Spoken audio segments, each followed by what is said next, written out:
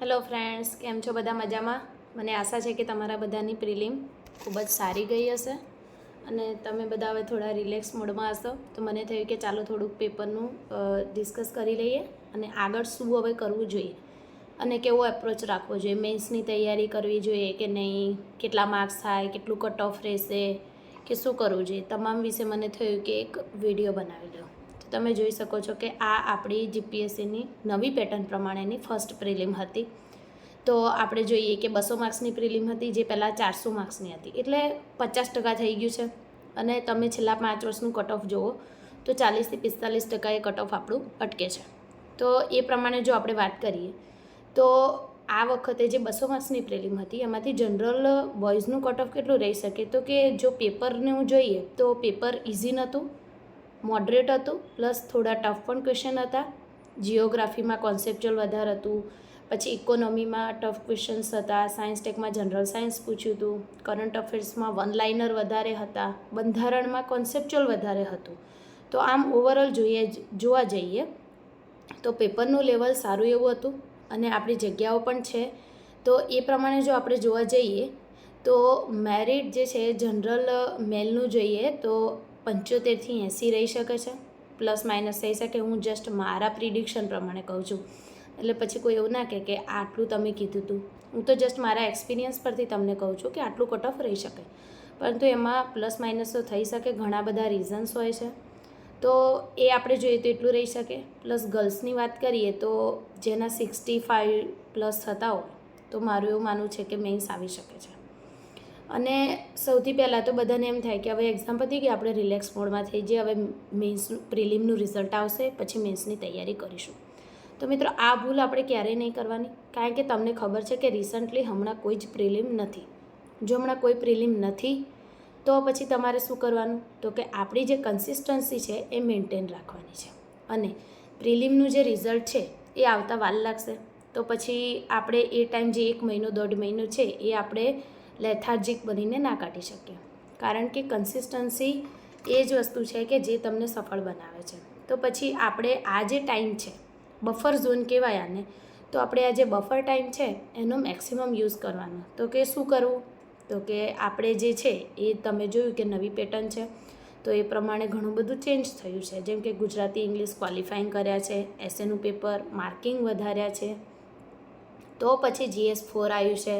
મતલબ same UPSC pattern કર્યું છે, ઓપ્શનલ નથી, બાકી સેમ જેવું જ છે. પરંતુ એવું પણ ના વિચારો કે એક્ઝામનું જે લેવલ છે એ યુપીએસસી જેટલું હાર્ડ હશે. સિલેબસ વધારે છે નો ડાઉટ, પરંતુ જે એક્ઝામનું છે એ લેવલ તો તમે ઓવરઓલ જે 5 વર્ષના પેપર્સ જોશો એ પ્રમાણે જ મારું માનવું છે કે હશે.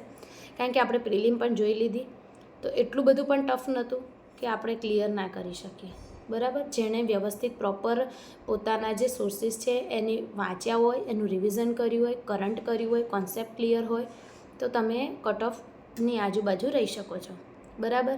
તો પછી આપણે હવે શું કરવું જોઈએ મેન્સની તૈયારી માટે, તો કે હું બધાના વિડીયો તો લાવીશ જ કે ગુજરાતીમાં પ્રોપર શું સ્ટ્રેટેજી રાખવી, ઇંગ્લિશમાં શું રાખવી, પરંતુ ત્યાં સુધી આપણે એક ટુ ડુ લિસ્ટ બનાવી દેવાનો, આપણે ગ્રાફ બનાવી દેવાનો કે 1 મહિનામાં હું આટલું કરીશ. તો કે જે આ ટાઈમ છે એમાં ગુજરાતી તમે વ્યવસ્થિત કરો, ઇંગ્લિશ કરો, એમાં જે ગ્રામર પોર્શન છે જે કે રોકડીઓ માર્ક્સ છે હવે ઓવરમાર્ક કરી દીધું, તો આપણે એને વ્યવસ્થિત કરવાનો, જેથી એમાં તમે મેક્સિમમ સ્કોર કરો તો તમારે જે બીજા ફોર્મેટ્સ છે ગુજરાતી ઇંગ્લિશના એને વધારે મહેનત ના કરવી પડે, કારણ કે આપણે 33% લાવવાના છે, તો એ આપણે 50%નો ટાર્ગેટ રાખવાનો, બરાબર.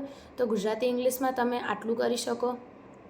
પ્લસ એસેમાં કન્ટેન્ટ એનરિચમેન્ટ કરો, તમે એડિટોરિયલ વાંચો, બધા જે એવરગ્રીન ટોપિક્સ છે એના વિશે નોટ્સ તૈયાર કરો, આ બધું કરો.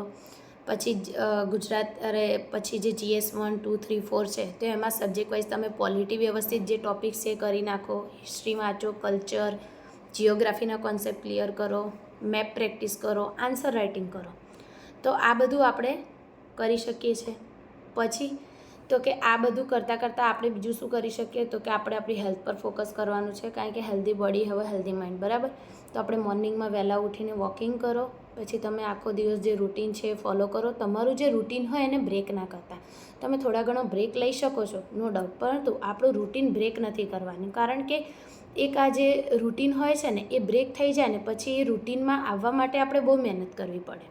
તો એના કરતાં બેટર છે કે આપણે એ જ રિધમમાં થોડું ઓછું પ્રેશર લઈને વાંચીએ, જેથી આપણને આગળ મેઇન્સ આવે તો એ વખતે આપણે વધારે વાંચન કરી શકીએ અને આન્સર રાઇટિંગ. પછી ઘણા બધા મિત્રોને એવું હોય છે કે એમના હેન્ડરાઇટિંગ સારા નથી હોતા, તો પછી આપણે શું કરવું જોઈએ, તો કે હાલ હેન્ડરાઇટિંગ આપણે સુધારવા પર ફોકસ કરીએ, ગ્રામર પોર્શન સ્ટ્રોંગ કરીએ, જે સબ્જેક્ટ્સ તમારા વીક હોય એના પર વધારે ધ્યાન આપો. તો એનાથી શું થશે, તો કે એનાથી તમે જે એક્સ્ટ્રા ગેઇન છે ને એ તમને મળશે. અને આ વખતે તમે જોયું છે કે માર્ક્સ વધારે છે અને 3 કલાક છે, બરાબર. તો આમાં એ થવાનું છે કે જે પેપર પૂરા કરશે એને ઇન્ટરવ્યૂનો કોલ આવી જશે. તો પછી તો આપણે શું કરવાનું કે આપણે પેપર પૂરા થાય એટલી પ્રેક્ટિસ કરવાની છે. પછી આમાં હું તમને મેન્સમાં હું મારી રીતે પણ મારી જે નોટ્સ હશે એ રીતે હું કન્ટેન્ટ તમને આપીશ, જેથી તમને હેલ્પફુલ રહે. અને આપણે જે છે આ રીતે પ્રિપરેશન કરતા રહીએ. બીજું જે STIની ને એવી પ્રિલિમ આવવાની છે, હજી થોડી વાર છે, તો એમાં આપણે શું ધ્યાનમાં રાખવું, તો કે આપણે જોઈએ તો કે બધા કહે છે કે પેપર ચેન્જ થાય, આ થાય તે થાય, પેટર્ન ચેન્જ થાય, પરંતુ તમે જુઓ તો અમુક જે સિસ્ટમ છે એની એ જ છે. અને જે માણસે કોન્સેપ્ટ ક્લિયર રાખ્યા હશે તો એને તકલીફ નહીં જ પડે.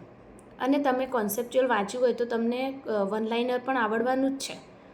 એટલે આપણે આપણી જે રિધમ છે એને જ ફોલો કરવાની અને આપણા જે ઓથેન્ટિક સોર્સિસ છે એને જ રિવાઇઝ કરવાના છે. તો તમને કોઈ પણ એક્ઝામ હોય, કોઈ પણ ચેરમેન સાહેબ હોય, તો તમે ઇઝીલી ક્રેક કરી શકશો. તો આપણે શું કરવાનું છે કે હવે આપણે મેન્સની પ્રિપરેશન કરવાની છે. પછી બીજાને કોઈ એક્ઝામ આવતી હોય તો એની કરી શકે છે, પણ આ તો એવું છે કે જેને GPSC જ ગોલ હોય અને જેને બીજી કોઈ એક્ઝામ ના આવતી હોય તો એને મેન્સની પ્રિપરેશન કરવી જોઈએ. ઘણા બધાને જે એમ હશે ડબલ માઇન્ડથી કરું ના કરું, પાસ નહીં થવું. તો જો મિત્રો, જો તમે આમાં પાસ ના થાઓ તો તમારી મેન્સની જે પ્રિપરેશન હશે એ તમને હવે STI DY હશો, તમે પ્રી આપશો, પછી એની મેન્સ આવશે, તો એમાં તો તમને ફાયદો થવાનો જ છે. તો પછી તમને આમાંથી મહેનત કરીને ગેઇન ના કરવા જેવું કશું નથી, ને કરવા જેવું ઘણું બધું છે. ગુમાવવાનું કશું જ નથી તમારે, કારણ કે એનાથી તમારું એનરિચમેન્ટ જ થવાનું છે. અને તમારું કન્ટેન્ટ જેટલું સારું હશે, તમારું પ્રેઝન્ટેશન સ્કિલ જેટલી સારી હશે, એટલું જ તમને હેલ્પફુલ રહેશે. તો મને થયું હતું કે થોડુંક બધાને કહું કે પેપર કેવું રહ્યું છે, આગળ વે ફોરવર્ડ શું રાખવો જોઈએ, એના માટે જ મેં આ વિડીયો રાખ્યો હતો. બહુ લાંબો નથી, પણ હવે હું ટ્રાય કરીશ કે એક વિડીયોઝ લાવીશ, એક સબ્જેક્ટ વાઇઝ. અને તમારી પણ જે પણ ડિમાન્ડ હોય તો તમે પણ મને કહી શકો છો કે અમારે આ સબ્જેક્ટ પર કે આ ટૉપિક પર સ્પેસિફિક વિડીયોઝ જોઈએ છે. આ સજેશન તમે મને કોમેન્ટમાં આપી શકો છો.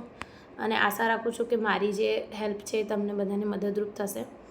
મારો આનો મેઇન ઉદ્દેશ્ય તો એ જ છે કે હું જ્યારે 2018માં જે મેં પ્રિપરેશન સ્ટાર્ટ કરી હતી, મારી પાસે પ્રોપર ગાઈડન્સ નહોતું GPSCનું કે. તો પછી મને એમ થયું કે ચાલો મારી પાસે છે તો હું થોડુંક આપું, તો આપવાથી જે ખુશી મળે છે એના માટે પણ, અને મને ગમે છે કે હું શેર કરું સ્ટુડન્ટ્સ જોડે. તો એટલા માટે આપણે કોન્ટેક્ટમાં રહીશું. અને કોઈને પણ કંઈ પણ ક્વેરી હોય તો તમે કોમેન્ટમાં પૂછી શકો છો. અને તૈયારી કરતા રહો, મસ્ત તૈયારી કરો અને ખુશ રહો. Thank you.